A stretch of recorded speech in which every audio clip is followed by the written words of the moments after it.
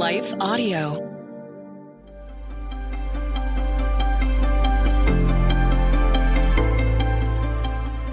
Welcome to the Crosswalk Devotional.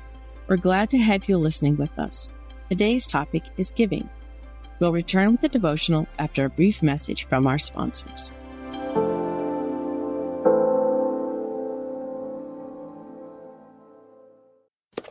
To my newborn baby boy, the day you arrived was one of the happiest days of my life. Right up there with the day I bought my RV from that guy on the internet and insured it with Progressive. What a deal. Just know, son, I'll always be here for you. And by here, I mean in the middle of absolutely nowhere. In my RV. Protect your baby with an RV policy from Progressive. Take as little as 4 minutes to see what you could save at Progressive.com. Progressive Casualty Insurance Company and Affiliates. Hey everybody, I'm Dale. And I'm Tamara. And we're hosts of the Kainos Project podcast, where we help you tackle ancient Christian truths in everyday settings. The word kainos means new, and that's exactly what we want to do on our podcast. Bring something new from what is old in our faith. And on this show, you might hear us explore topics like what the Bible has to say about student loan forgiveness, discuss how the Satanic Temple affects our view of religious liberty in America, or even question why is it that so many people are having rapture anxiety. To learn more about the podcast, go to lifeaudio.com.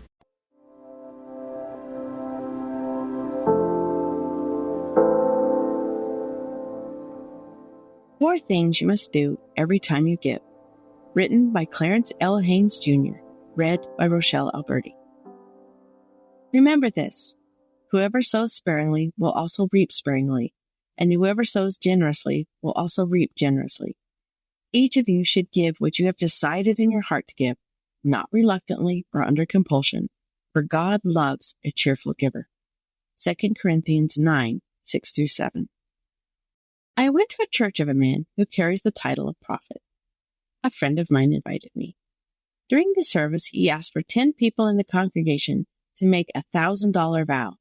He said something to the effect that the Lord told him that there are 10 people in the room tonight who need to make this $1,000 vow, and if you are one of those 10, please stand up. After making this statement, only 4 people stood up. This did not please the prophet, so he repeated his declaration that there were 10 people here who need to do this. As he waited for more people to stand, I believe only one more person stood up. So now there were 5 people standing. You could see this disturbed him, but he remained determined to get to his number of 10 people. After a few moments of waiting, no one else stood up. So he made this statement, and I am paraphrasing it. I know there are 10 people in here who need to give $1,000 tonight. You know who you are. Don't let me get a word of knowledge and call you out. After making this statement, 5 more people stood up and he had his 10 people. After seeing this disgusting display of manipulation, I left that church and never returned. The problem with the approach. The problem here is obvious. This type of manipulation violates all the heart and spirit of giving. By the way, if you ever see something like that in your church, don't even wait until the end of the service. Run and run quickly. Giving is such an important part of our lives as Christians, but it is not just about how much we give, but the heart we do it with. As you think about your giving today, please remember these 4 things about the attitude of giving and make sure they are present in every gift you give. 4 things you must do every time you give. 1. Give generously. Whoever sows generously will also reap generously. Paul encourages us to be generous. How do you define generosity will be different for every person, but generosity really speaks to the attitude of the person, not the size of the gift. People can write what for many is a big check and still not be generous. The word generous means to be ready to give more than expected or necessary. Based on that definition, giving has nothing to do with the amount and everything to do with the attitude. 2. Give confidently. Each of you should give what you have decided in your heart to give. Giving is a choice you make. Some would say giving is an act of obedience, and it is. But since obedience is a choice, so is giving. The most important aspect of giving is that you decide what to give.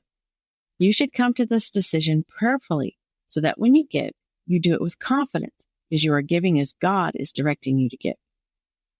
3. Give willingly, not reluctantly or under compulsion.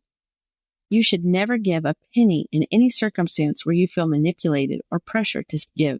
Sadly, that is not the only church that uses tactics like these to get people to give.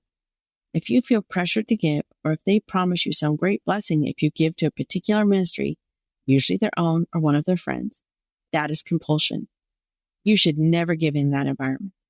If you are not sure if God is leading you to give, or if you feel pressure in the moment, then wait. Leave the service and ask God, is this what you want me to do? If God is leading you to give, you can always do it after the service. If this is what He wants you to do, He will let you know.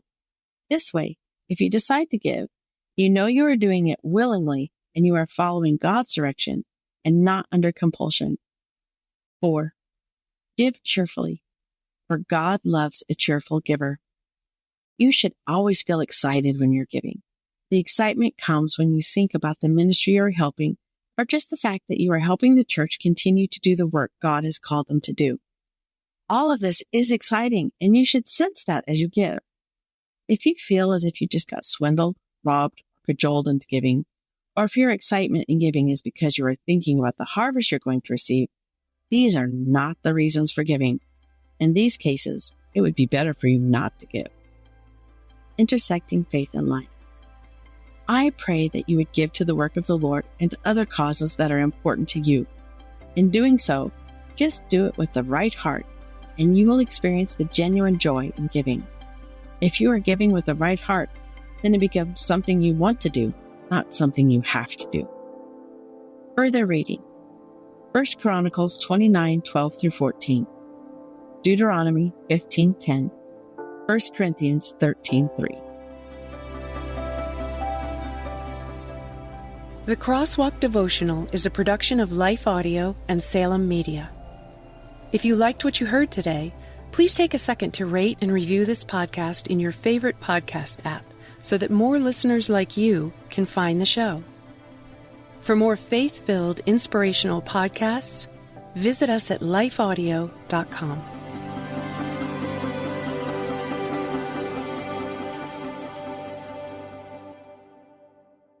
Is life feeling chaotic?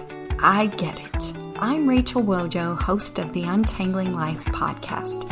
Don't miss the passionate encouragement and faith-based resources you need to help you clear your head and calm your heart. As Shell says, it feels like Rachel always knows what I need to hear. She keeps it real and is so humble. Her podcast is just the cherry on top. Enjoy Untangling Life with Rachel Wojo on lifeaudio.com or your favorite podcast app now.